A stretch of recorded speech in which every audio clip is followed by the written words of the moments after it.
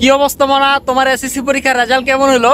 তো যাই হোক, 2024 সালে যারা এসএসসি পরীক্ষার্থী ছিলেন এবং এসএসসি পরীক্ষা এত কষ্ট করে দেওয়ার পরে আপনারা যারা ভালো রেজাল্ট করেছেন তাদেরকে জানাই আন্তরিক শুভেচ্ছা এবং অভিনন্দন, এবং যারা মোটামুটি ভালো রেজাল্ট করেছেন তাদেরকেও জানাই আন্তরিক শুভেচ্ছা এবং ভালোবাসা, এবং যারা রেজাল্ট খারাপ করেছেন তাদের জন্য আমি দুঃখ প্রকাশ করতেছি।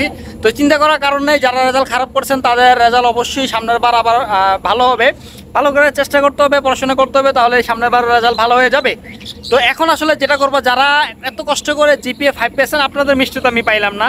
তো আমার এই ভিডিওতে আসবেন, কমেন্ট করে যাবেন যে ভাইয়া মিষ্টি খেতে চাইলে মিষ্টি পাঠিয়ে দেবো, শুধু ঠিকানাটা দেন। তো আপনাদের জন্য কিছু সাজেশন রয়েছে আমার। তো সাজেশনটা বড় ভাই হিসেবে ধরতে পারেন। তো যে সাজেশনটা দেবো সেটা হচ্ছে, এসএসসি পরীক্ষার পরে মানুষের, আমরা যারা স্টুডেন্ট ছিলাম, এসএসসি পরীক্ষার পরে হচ্ছে আপনার লাইফের একটা টার্নিং পয়েন্ট। অর্থাৎ আপনি এসএসসি পরীক্ষার পরে আপনি কোন প্ল্যাটফর্মে যাবেন? আপনি ইঞ্জিনিয়ারিং পড়বেন, আপনি ডাক্তার লাইন মানে মেডিকেল লাইনে পড়াশোনা করবেন, নাকি আপনি ব্যাংকে জব করবেন, এই যে আপনার সিদ্ধান্ত, নাকি আপনি বিজনেসম্যান হবেন। তো এইটা সিদ্ধান্তের উপরে ডিপেন্ড করে আপনাকে আপনার সামনের পড়াশোনার দিকে আগাইতে হবে। কেন জানেন? কারণটা হচ্ছে, আপনি ইন্টারমিডিয়েটে আবেগের বশে আপনার 3জন বন্ধু সায়েন্সে নিয়ে পড়াশোনা করছে, তারা ডাক্তারি পড়বে, আপনিও সায়েন্স নিয়ে পড়াশোনা করছেন, কিন্তু হচ্ছে আপনার ফ্যামিলির ইচ্ছা হচ্ছে আপনাকে বিজনেসম্যান বানাবে, অর্থাৎ আপনি ব্যবসায়ী হতে ইচ্ছুক সামনে।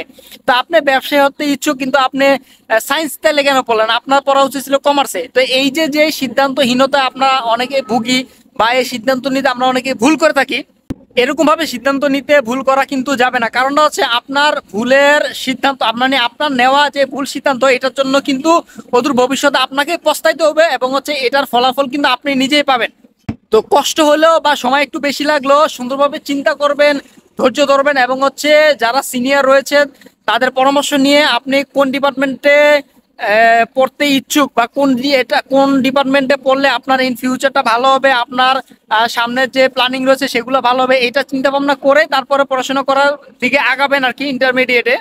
কারণটা কি জানেন? কারণটা হচ্ছে, আপনার সাথে শুধু আপনার ইচ্ছা আর পড়াশোনাটা জড়িত না, আপনার সাথে আপনার ফ্যামিলির ইচ্ছা রয়েছে, ফ্যামিলির অনেক স্বপ্ন রয়েছে। এই ফ্যামিলির ইচ্ছা এবং ফ্যামিলির স্বপ্নটাকে ভাঙিয়ে দেওয়ার কোনো অধিকার আপনার কিন্তু নাই ভাই।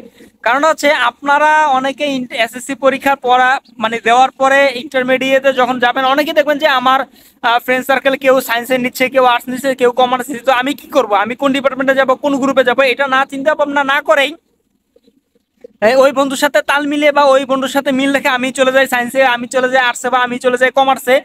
তো এটা কিন্তু করা যাবে না। এটা করা যাবে না হচ্ছে কারণ হচ্ছে, আপনার উপরে আপনার অনেক ফ্যামিলির দায়িত্ব রয়েছে। মানে এটা হচ্ছে, সামনে হয়তো আপনি দায়িত্বটা পালন করবেন বা দায়িত্বটা পাবেন। তো এর জন্য যদি আপনি এখনই একটা ভুল সিদ্ধান্ত নিয়ে ফেলেন, তাহলে কিন্তু হবে না ভাই।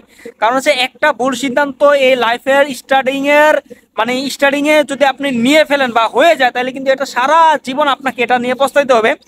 তো যাই হোক, বড় ভাই হিসেবে আপনাদের সাথে অল্প একটু আলোচনা করলাম। তো যাই হোক, কেউ অন্যভাবে নেবেন না বিষয়টা। আপনারা সঠিকভাবে সিদ্ধান্ত নিয়ে আপনারা লাইফের গোল সেট আপ করে তারপর হচ্ছে আপনারা ইন্টারমিডিয়েটে কোন শাখাতে পড়বেন সেটা ডিসাইড করবেন।